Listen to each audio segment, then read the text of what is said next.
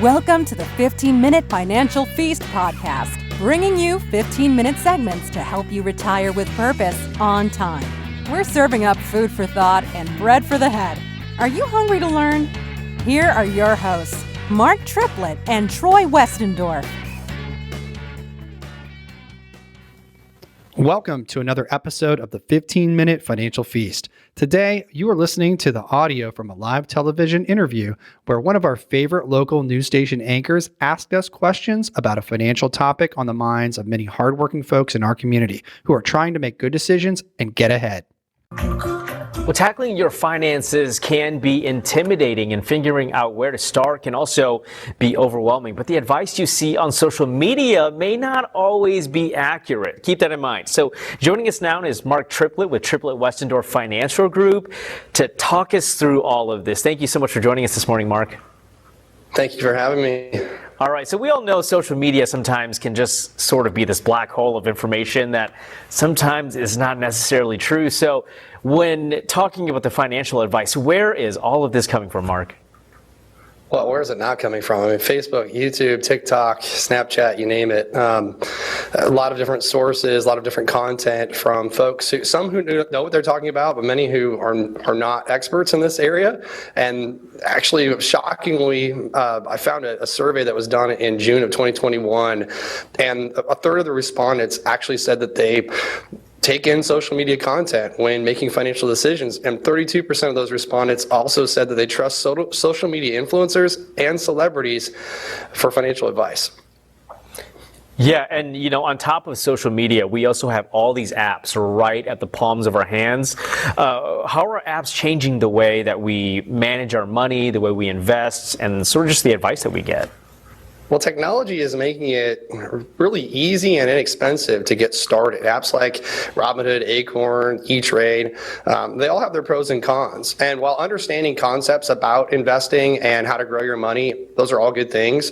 Really understanding what you're doing and what you're getting into and how to do it is really, really important. And I think some of those apps kind of fail in those areas.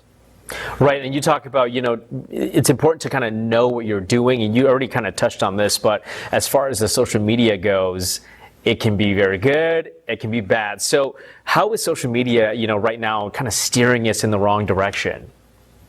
Well, there are a lot of positives about social media, but I think three of the things that I would point out that are probably going in the wrong direction is, number one, saying that it's easy or making it look easy. Look, we can't predict the future, even as financial professionals.